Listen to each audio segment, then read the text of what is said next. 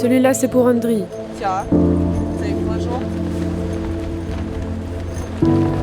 Ivanevski, c'est ici. Sur la place Maïdan, venir honorer la mémoire de ses amis morts au combat est un rituel quotidien. Bientôt 3 années de guerre endeuillent le peuple ukrainien. Au milieu des souffrances, un phare d'amour illumine Kiev, la cathédrale patriarcale gréco-catholique.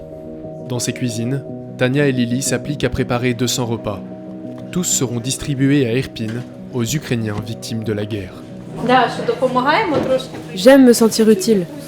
Je peux au moins aider avec quelque chose. On commence avec le bouillon, après on rajoute des pommes de terre, des carottes, des oignons, puis des pâtes.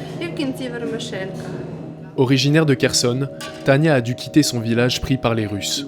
Sa fuite a duré 10 jours. Aujourd'hui réfugiée à Kiev, elle travaille pour l'église gréco-catholique. Est-ce que vous arrivez à garder la foi malgré la guerre ?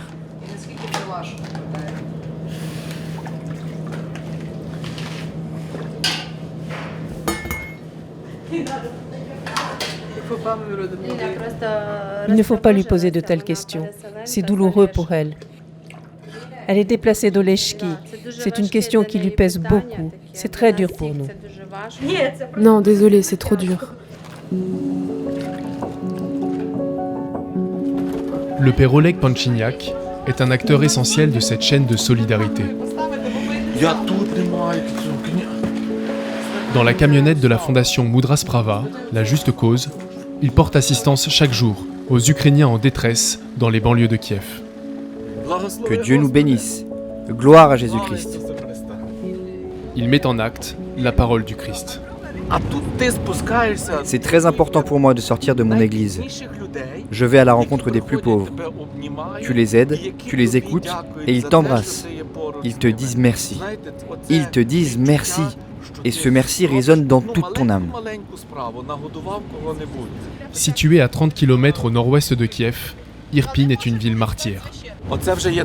Ici, ce sont les conséquences des bombardements russes.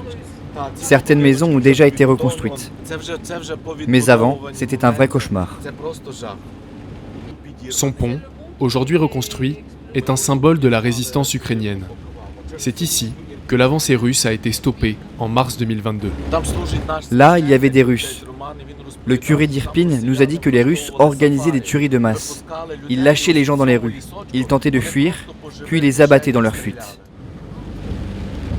C'est ici, nous sommes arrivés. Dans ce village refuge financé par la Pologne, des centaines d'Ukrainiens ayant tout perdu ont fui les régions de l'Est. Voici les repas, venez s'il vous plaît. Combien on vous en laisse ? On vous a apporté 100 repas.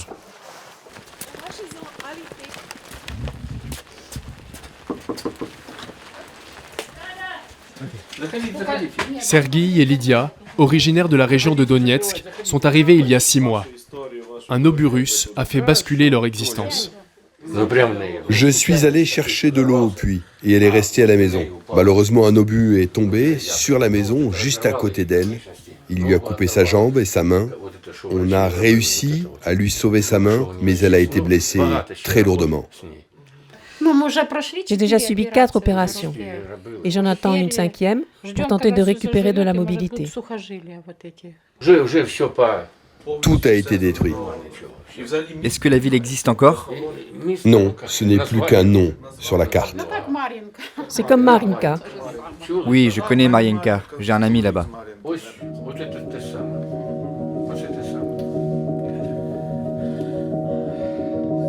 Dans le froid de cette matinée d'hiver, d'autres habitants attendent l'aide du père Oleg. Il y a des gens qui sont déjà là. Beaucoup sont retraités et n'ont pour seul salaire que 4000 grivnia par mois, soit 90 €. Alors, vous nous avez attendu longtemps ? Oui, enfin, vous voilà.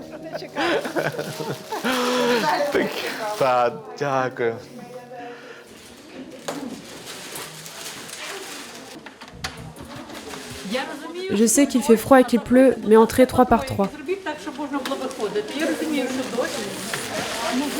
Ce matin, une centaine de repas est donnée. Bonjour, où est-ce que vous voulez que je le mette? J'ai mes propres pots. Non, je vais mettre directement dans votre sac. Tenez, c'est à vous. Ви хочете так, щоб Я було? хочу висипати хліб і це щось середину. Такого не було. Да. Може, це не на камеру, але... Allez, laissez-le passer. Пропустіть цього чоловіка. Троє заходять. Chaque matin, le père Oleg célèbre une messe dans sa paroisse à Brovary, en banlieue de Kiev. Il y puise sa force. Господь укріпив силою своєю українських воїнів, які захищають батьківщину від російського агресора. Благаємо, щоб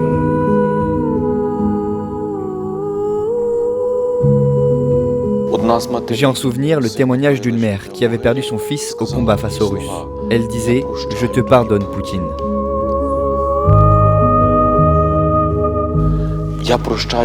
Même si je n'oublierai jamais mon fils, je te pardonne car Jésus-Christ nous l'a appris.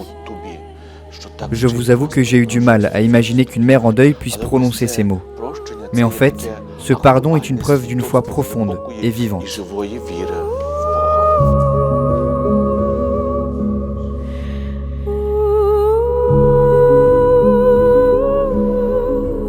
Depuis le 24 février 2022, le bilan humain de la guerre aurait dépassé le million de blessés et tués, côté russe et ukrainien. Tous les jours, les villes d'Ukraine sont ciblées par des drones. Dans la nuit de Noël, 70 missiles balistiques se sont abattus sur l'Ukraine.